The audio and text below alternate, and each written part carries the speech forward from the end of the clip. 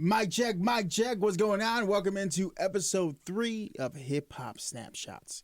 I'm Ross Martinez. Today we'll be talking about pillar number 3 of hip hop. The streets speak, graffiti, and visual expression. But before we get into the narration of it, you have to understand that cave paintings have been around since the prehistoric cave days. This isn't just something new in hip hop, but it is a pillar in which a culture is built upon. So pull up a crate. Let's talk hip-hop history. It's the early 70s.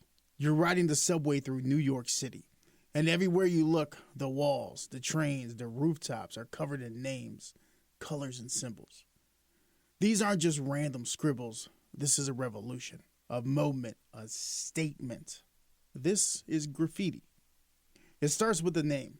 Taki 183, a kid from Washington Heights who simply writes his tag everywhere he can, from mailboxes to train stations. Soon, others follow.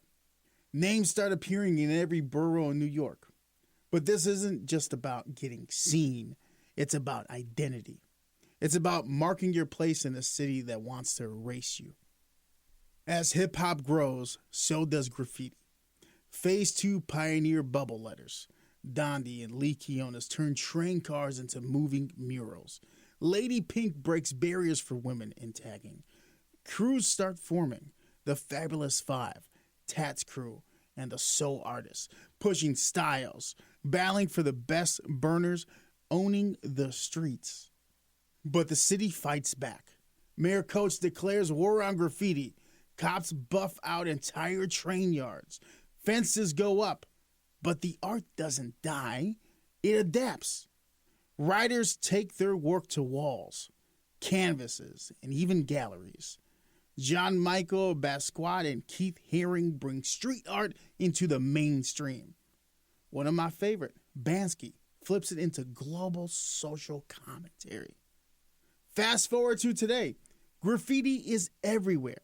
Street art festivals, murals in major cities, sneaker designs, album covers. Hip-hop's visual DNA is unshakable. Graffiti isn't vandalism, it's resistance. It's storytelling. It's the voice of the unheard. It is the earliest form of expression. Cave drawings. And it is a pillar that hip-hop has stood on for years. But hip-hop doesn't just exist on walls or on the DJ deck or on a microphone with the MC. It lives in movement. Episode 4, next ep, we hit the floor. We grab some cardboard, put it on the ground. The 4th pillar, b-boying, breakdancing. The power, the battle, the break. You're going to want to find out about pillar number 4. My cousins used to do it at every family gathering. Was it good? It was good for them. Hey, I appreciate you tuning in for episode 3 of Hip Hop Snapshots. I'm your host, Ross Martinez. I love the culture of hip hop. I was raised on it.